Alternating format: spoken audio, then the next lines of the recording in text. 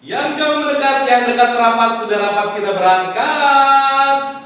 Jumpa lagi bersama Kak Ian. Adik-adik, hari ini kita akan belajar tentang bahasa Indonesia. Iya betul, bahasa kita sendiri, bahasa kita tercinta. Nah, adik-adik, berdasarkan yang kakak temui di masyarakat atau di antar kalian atau dimanapun, rata-rata ketika kita berbicara tentang bahasa Indonesia, apalagi kaitannya dengan pelajaran bahasa Indonesia, biasanya orang cenderung, aduh, agak susah memahaminya, aduh pusing karena kalau soal pilihan ganda pilihannya banyak yang mirip. Nah, hal seperti itu bisa terjadi karena mungkin saja kurang memahami bagaimana teknis berbahasa Indonesia yang baik dan benar.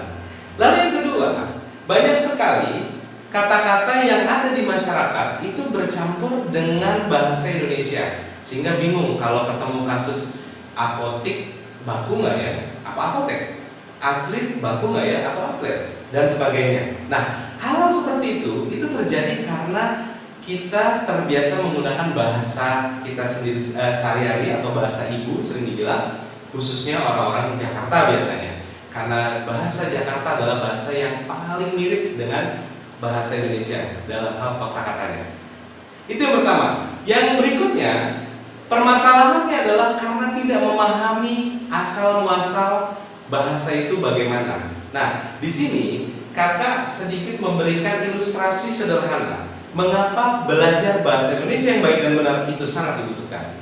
Nah, apa yang kakak mau bahas adalah tentang komunikasi. Komunikasi itu sebetulnya hal yang sering kita lakukan setiap hari, ya. Kalau kamu ngobrol sama teman, sama orang tua dan sebagainya, itu kamu sedang berkomunikasi. Atau kamu telepon teman, atau bahkan kamu ngechat, kamu kirim SMS, itu adalah komunikasi. Bahkan ketika kamu bertemu dengan si dia, lalu kamu tatap-tatapan, lirik-lirikan, saling pandang, dan akhirnya tersipu malu, itu artinya terjadi sebuah komunikasi. Nah, jadi apa itu komunikasi? Sederhananya adalah komunikasi adalah interaksi antara dua orang atau dua pihak. Ketika yang ini berbicara, ini mendengar. Ketika ini berbicara, ini mendengar. Seperti itu kurang lebih. Nah, banyak yang mungkin kurang tahu bahwa komunikasi itu tidak hanya kata-kata saja. Nah, seperti penjelasan kakak, dari sudut pandang ini kakak bagi menjadi dua bagian. Komunikasi itu ada yang langsung dan ada yang tidak langsung. Ya, langsung itu artinya ketemu, ya, ngobrol.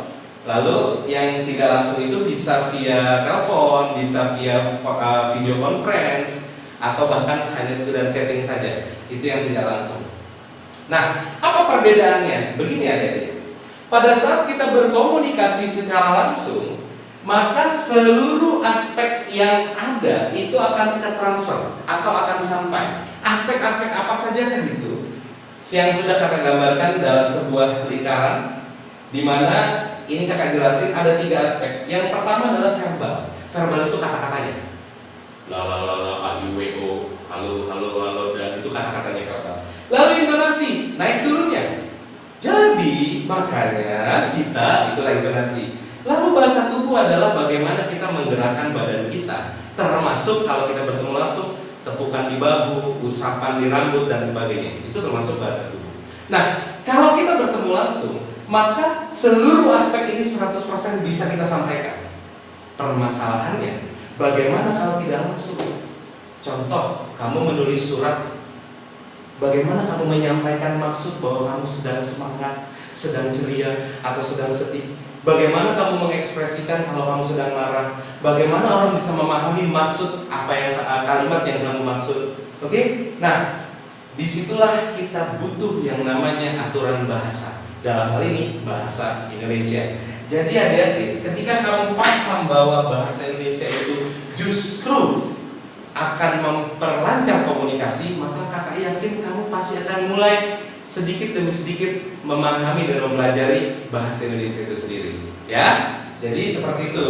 Di saat bahasa Indonesia, di saat kita berkomunikasi secara tidak langsung, disitulah bahasa Indonesia dibutuhkan dengan sangat baik, ya. Paham sampai sini ya? Nah, sedikit contoh saja bahwa bahasa Indonesia itu sangat dibutuhkan ketika kita berkomunikasi secara tidak langsung. Kakak kasih contoh, misalkan kakak tulis di mana ya? Di sini saja. Ada sebuah kalimat. Kalimatnya bunyinya kucing makan ikan mati. Nah, kakak kotakin supaya kita fokus ke sini. Oke?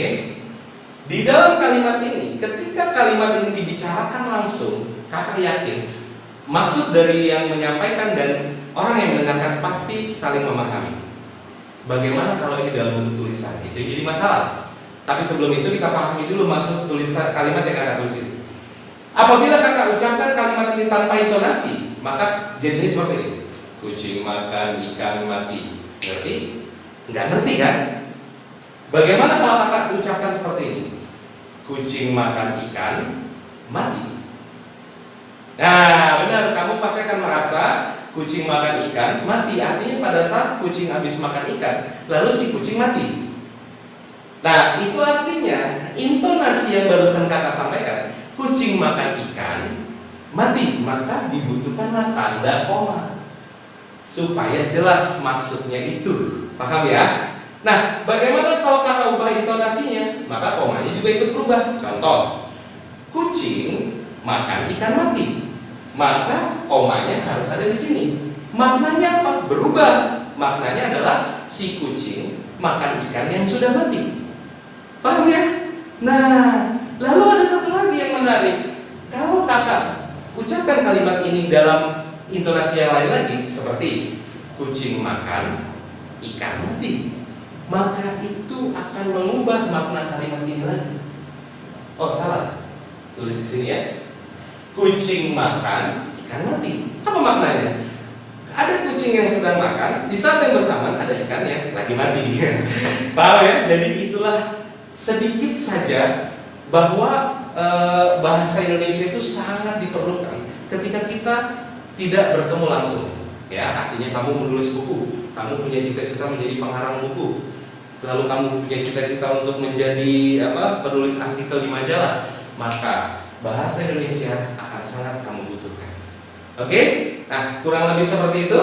Itulah gambaran tentang apa sih bahasa Indonesia. Percayalah sama kakak bahwa kalau kamu mulai mempelajari perlahan-lahan, kamu akan mulai menemukan bahwa bahasa Indonesia itu sangat amat menarik, bahwa bahasa Indonesia itu sangat bisa dilogikakan. Oke? Nah, itu saja yang bisa kakak sampaikan. Sampai jumpa di video-video selanjutnya.